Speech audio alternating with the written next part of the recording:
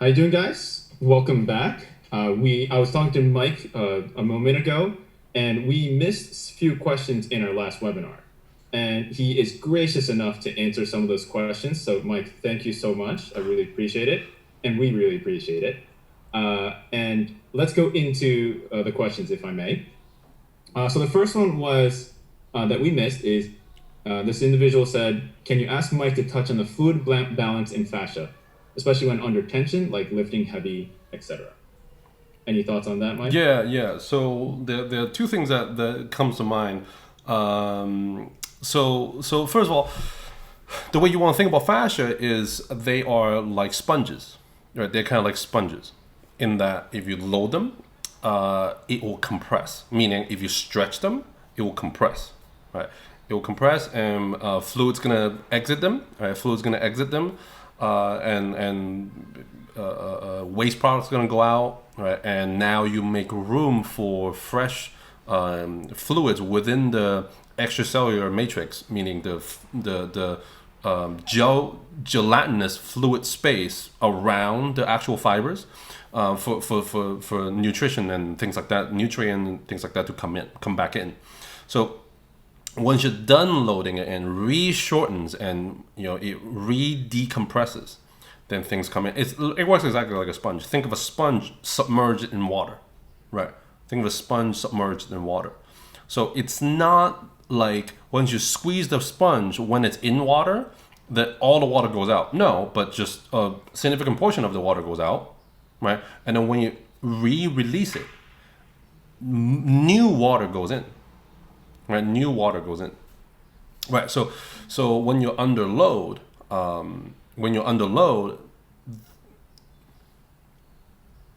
it gives the fascia a opportunity to tense themselves up. Now, I said under load, right? I recognize the person's question said under tension. That's probably one of my biggest beefs with our terminology. Muscles, or rather, a physical structure, when like the body as a physical structure, and you put weight on it, the body is not under tension. That's not the definition of tension. Okay, definition of tension is distracting forces. Distracting forces applied to something, right? When you do this, like putting on a barbell, I should probably not be so violent to my phone, but if you put, like, for example, putting a barbell on you, that is compression. Compression. Obviously, saying being under compression is kind of a weird phrasing. That's why I choose to say under load, right? Under load. Now, muscles can be under tension. Yes, because the only way they produce force is by pulling on themselves, right? Yet then creating tension. So muscles can be under tension. It's not possible for a physical structure to be under tension when a force acting accordance to gravity is applied on the structure. You're under load or under compression or being compressed. You're not being tensed up. Okay, so that being out of the way. Now, your fascia, when they are let me back up. Sorry. Your body, when it's under load, your fascia does not have to be under tension. They don't have to be loaded. You have to do certain things to load them, right? So you can piggyback on our actual episode, talks about that a little bit, right? In terms of like what you can do to get your fascia involved, which is to say, how do you get your fascia under tension when your system is under load, right? Those two things do not have to happen together, right? Do not have to happen together. Yeah, you can make the argument that your body is constantly under load. We're obviously not talking about that. We're talking about external load, right? We're talking about external load. Again, terminology, language matters a lot. Well, it matters a lot if you want to communicate something, right? In your head, in your mind, you do your thing. I'm not your boss, right? But with respect to if you want to communicate what you're thinking to somebody else, that's why like language matters, right? But anyways, okay. I'm going off of a tangent here. Sorry about that.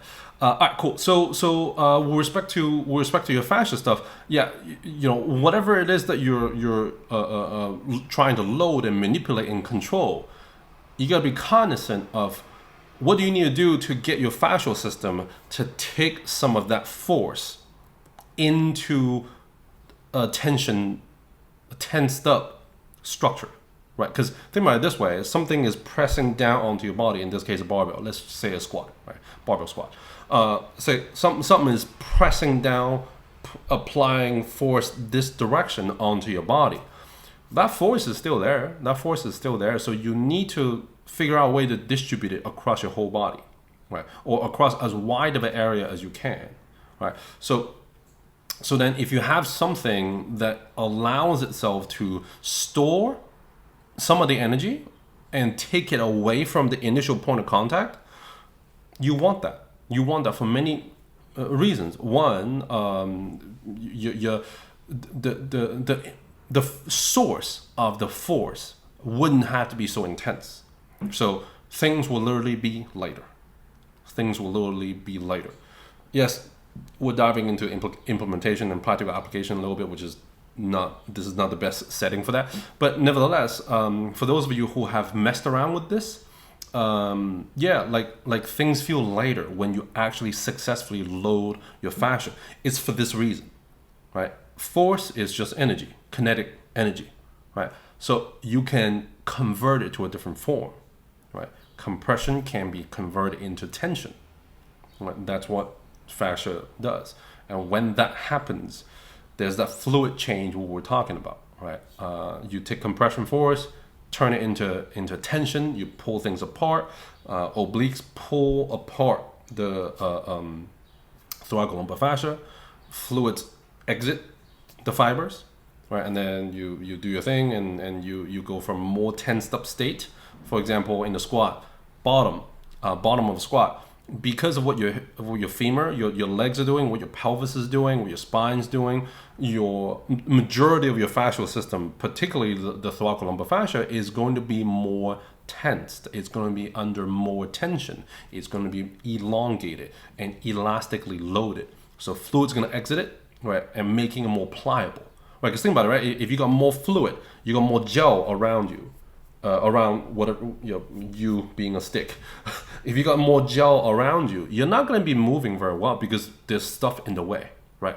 So once you're more tensed up and you're more loaded, you're much more pliable. You're much more pliable with respect to elongation and elastic loading, right? You're more pliable that way, right? So it also means you're storing more energy, or you're storing more. You think of a rubber band, right? You're gonna if you put a rubber band under your thumb and you put it right up to your skin or somebody else's skin, and you want to like snap the rubber band onto them, if you want to really make it hurt, you want to pull the rubber band as hard, as far as possible, right? Storing more energy, storing more elastic energy, right? So you kind of want to do the same thing with your thoracolumbar fascia, so that if you do it right, when you come back up, it will be easier to come back up for that reason. Right, so a little bit of diversion. I'll come back to fluid dynamics, but yeah, so that is essentially what's going on with fluid dynamics. Lifting something else, very similar, like lifting weights and having the body under load, very similar. It just depends on what part of the fascial system you're loading. Now, all that sounds kind of complex, and that like how do I load different parts of my fascia? To the best of my understanding, it kind of doesn't matter if your obliques are on, because once your thoracolumbar fascia is on, it will begin to powerfully influence every other region, fascial region in your body. Mostly because the thoracolumbar fascia is a massive convergence point for every other fascial region, right? You can think of it. You can think of it as a shirt. You can think like your thoracolumbar. Your fascial system, you can think of it as a onesie, one big ass onesie, right? If you pull on one part of the onesie, everything stretches, everything tightens, right? Everything tightens. So you kind of don't have to worry about what part do I turn on. Just turn on the biggest part, and everything else will start loading themselves. I hope that answers your question. Yeah, Kento, thoughts? Many, many thoughts. Uh, but I'll come back to it. I'll come back to it. Sure. Let's keep going with the questions, and then if my question is useful, then we Sure. can Sounds add good. it on later on. Because that was absolutely amazing. I'll probably go review this one too for myself. So next one, it says, "Hi Kento, with regards to using thoracolumbar fascia, this is a good segue actually. Hi Kento, with regards to using thoracolumbar fascia in obliques to stabilize the deadlift, what nuance/setup do we have to take note of? From what I understand, exhalation and using hamstrings to better distribute the forces. Period." Or I'm going to go to the next question this person has. What other nuances do we need to take note of? Okay. So yeah, absolutely, very very good question. So two things to consider before two conceptual items to consider before we go into the execution of it. Right. First of all, you cannot directly sense fascia if it is healthy and intact. And even like fascia that's damaged, cracked, or whatever, it's not easy to sense. It's not easy to differentiate. It's a very nebulous sensation when that stuff happens. Meaning when damage to fascia happens, it's a very nebulous sensation. You can't exactly put your finger on it. Whereas like if you strain the muscle, you tore a muscle, something like that, very clear what's happening, where it's happening, and things like that. And it's very, very clear when it gets better. You know, it's like the next day, still sucks, but it's like 5% better, or whatever you have, right? With fascia, it's, you know, even when you do get input from it, you're not getting very much. My point is, when it's healthy, you're not gonna sense a damn thing, right? At best, you sense stretch. And that's gonna quickly go away because the elasticity is gonna quickly come back. So you're gonna need other ways, indirect ways, to check up on what you're doing with your fascia and how it is responding to your commands or to what you're trying to do. So deadlift's an excellent example. So you have to understand some morphology of this thing, right? So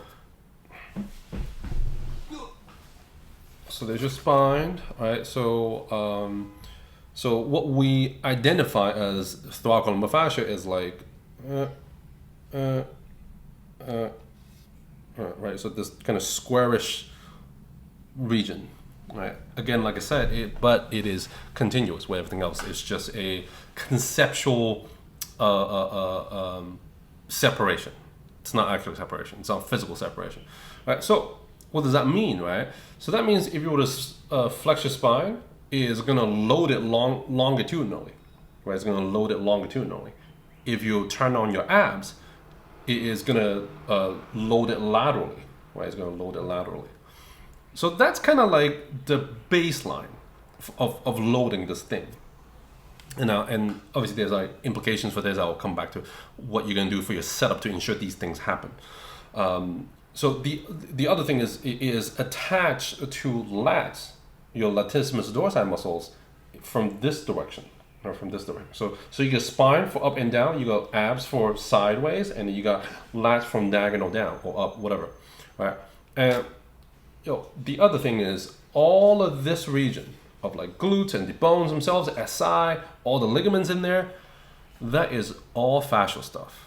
Okay, pretty much, yeah. Something very significant in physiology happened when people started researching fascia very seriously. They effectively have recategorized everything that is collagen fiber as a part of fascia system, because they're all continuous, meaning your ligament to a large degree, your tendons are all continuous with your fascial layers. So it's the usefulness of even talking about ligaments as separate things is limited. They're used for it, but for what we're talking about, meaning force distribution, is completely irrelevant. Right? It's completely irrelevant. Which means all the ligaments in the SI right here, and you got some ligaments, in the front. That's functionally a part of the thoracolumbar fascia, right?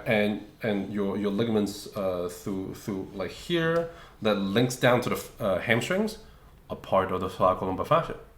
In other words, if you do something like, where's my leg? Okay.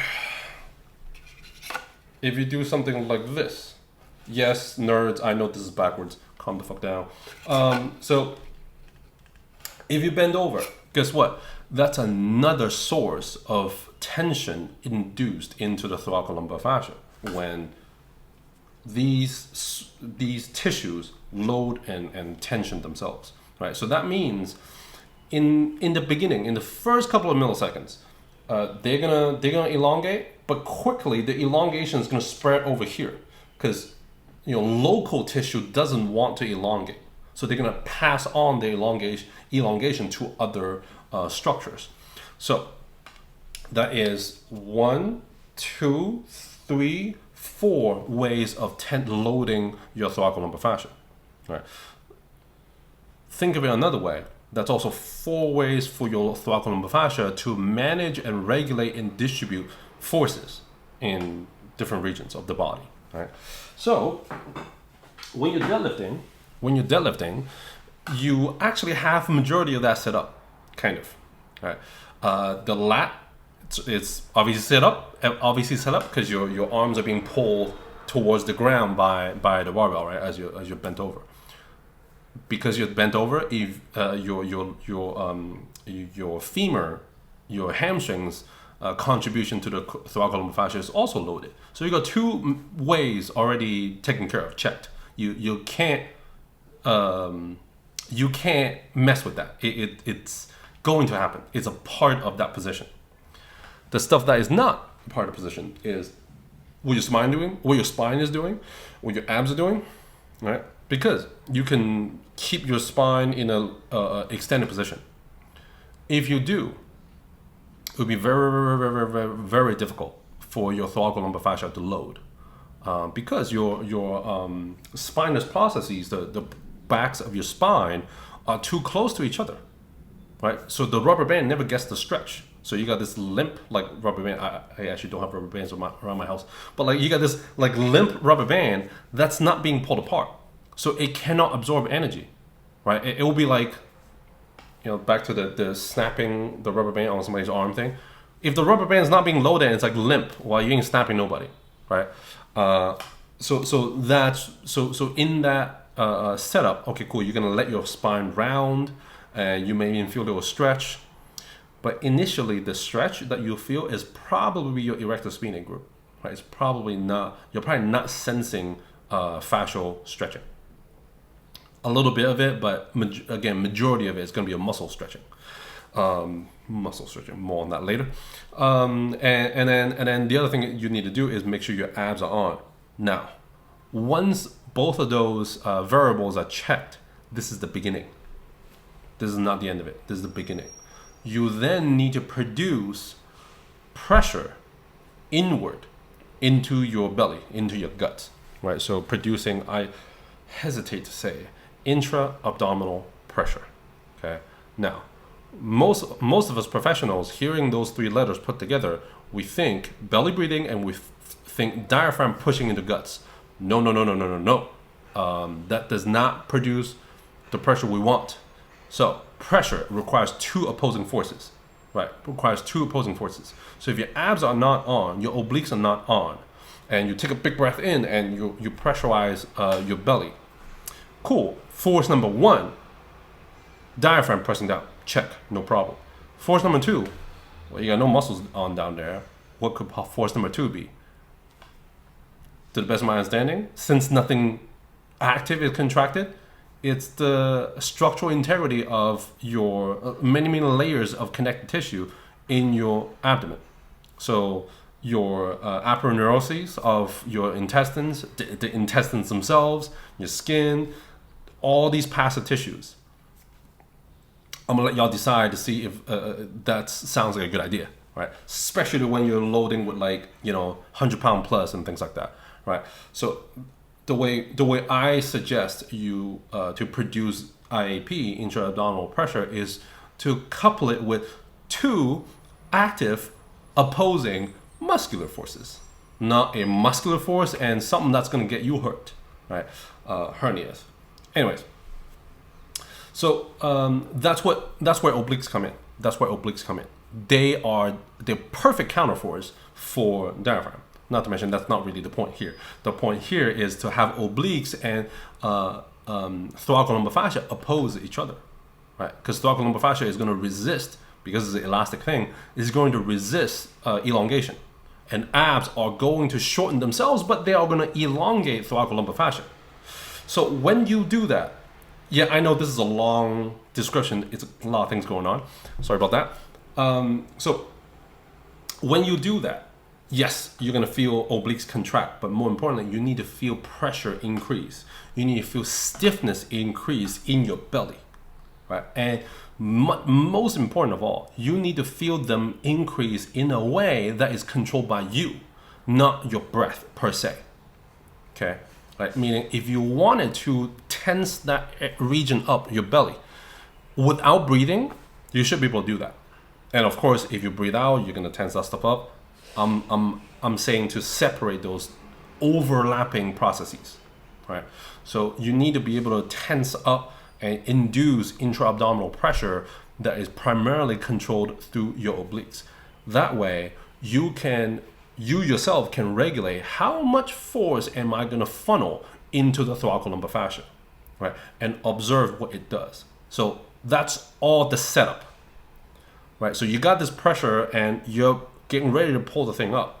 As you pull it up, you should be able to sense the elastic contribution into the concentric phase or the ascension phase of the deadlift, right? Meaning your obliques and your position and all that stuff have already put so much elastic loading, remember the snapping rubber band, into the thoracolumbar fascia. So as you're coming back, it should assist you. So going back to the snapping rubber band analogy, you have it pulled, you haven't let go yet. But if you were to show mercy to this person and not let go and snap the person's arm, and you know ride this thing back, it is pulling you back, right? So it's easier than to like for you to actually not have anything exactly what I'm doing right now to pull back, right? Because then my arm will have to produce the force to like go back. But if the rubber band is loaded, the rubber band is assisting me on my return trip. That's the deadlift. Like your muscular involvement should not have to be responsible for the whole thing, right? So we have a saying, you're literally using your abs to pick the way up, right? That's not saying that your abs are going to support your spine and so that your hips can like, no, they are the primary driver of this. The hips, they are the support because they are maintaining tension, pulling in the thoracolumbar fascia so that the obliques can take it one step further so that the tension is so intense that it pulls you up. Again, you're not going to break it, okay? You're not going to break it. The lowest value people have tested, like researchers have tested, is like 700 newtons, which still in the thousands of pounds, right? Not like, because like the world record for deadlift is like 1,000 pounds per, around that area. That would still be able to be facilitated by your fascia without you feeling a damn thing, right? So anyways, my point is, yeah, so you want to, during the deadlift, you want to induce as much pressure as you possibly can, tensile pressure, into your thoracolumbar fascia as possible, right? Yeah, and again, in the beginning, you're going to be it's going to be worrisome. What if I hurt something? What if I break it? If you do it right, you're not going to break anything. You're not going to break anything. Or rather, we've never seen it. As per the episode, we've been implementing this for like a little bit over a year now. We haven't seen negative outcomes come out of this. But yeah, hope that answers your question. Yeah, it's long, so it may be a good idea to go back and, sorry, I digress a little bit sometimes. But yeah, all right, Kento, back to you. Yeah, that was absolutely amazing. Absolutely amazing. I hope the individuals that asked these questions got something out of it, and others too that whoever looked at the replay. So, Mike, thank you so much. Really appreciate it. Yep. And then I'm going to ask questions now. Excellent. All right, cool. I'm going to ask questions. So I want to go back to the compression, decompression aspect of the fascia. It wasn't clear to me, at least, what I needed to understand for myself, where I love when you said, like, when the fascia, or let's say the fascia gets pulled, that is when the fluids could get dispersed or out of that area. right? Waste product coming out, etc. And then, when it relaxes or the tension relaxes, it comes back, it fluids, right? And, that is almost kind of, from what I remember in my schooling, it's opposite almost. So because it's muscles, right? In our cases that we've learned, where muscle contraction brings the vein up, but if actually it pushes into the veins or the lymphatic system to push the system out up to the heart, especially like a calf as an example. For sure. So it's almost opposite, because if my calf muscles contract, it's going to contract this way. Yep. Right, and then but in the fascial system in my brain, it's going to contract or compress it this way. Yeah. Right? So I guess I'm confused with that part, how to look at that, because then if my calf muscle actually works, and let's say it contracts this way, then something above or below is going to get this, which the waste product is going to go somewhere else. And now I'm thinking, will blood get more into the calf in order to contract better? Yeah, that's an excellent question. So,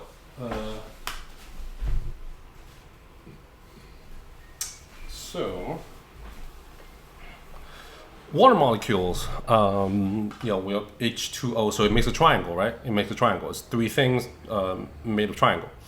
And so when they bond together, they make derivatives of triangles, right? So tetrahedron, icosahedron, and other hedrons that are more triangles, just crap load of triangles. This is one of the examples, right? So just take a closer look at this shape, this thing. There are many triangles here, aren't there? Right.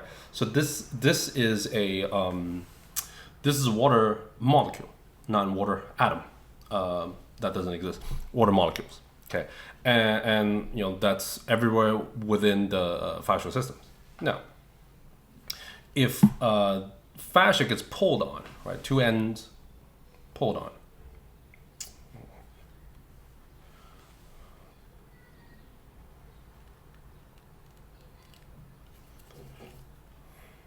This happens. Okay, you get fatter here. You're not, and then you constantly so I'm gonna do this. It constantly want to come back. Right there, grab it. It constantly wants to go back. So there's this pulling force just intrinsic in the system.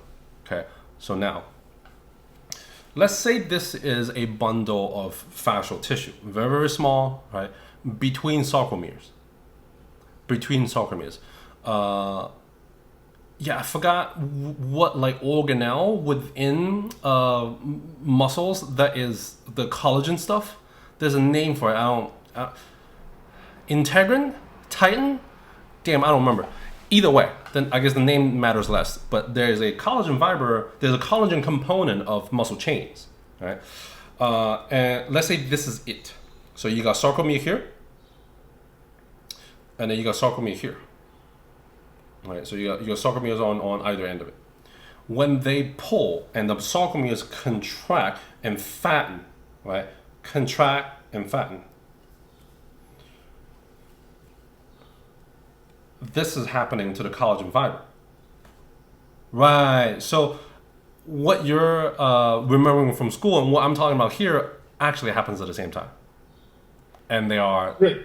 And they're referring to the same processes. So it happens at the same time at almost like the same area? In connected areas. Yeah, in connected areas. So within the sarcomere itself is exactly what you just said, right? In that when it contracts, water leaves. Right? When it contracts, water leaves. When it relaxes, water comes back. But when the sarcomere contracts, this happens. Right? When sarcomeres contract, the collagen fiber is going to elongate. When sarcomeres shorten, fascia elongates. Right. Both of those actions push water out of the soft tissue. Right. So that means it happens in such a small, not small, microscopic level. So I'm thinking too macroscopic in this case. Exactly. It's microscopically happening at the same time. Exactly. Yeah, it's this microscopic phenomenon, repeated tens of thousands of times throughout one big ass muscle that gives you the illusion or the appearance at the macroscopic level of everything coming together. In reality, it's not. Yeah. And then there's the macroscopic level phenomenon of fascial sheaths getting pulled apart. But when they do that, somewhere else muscles are shortening.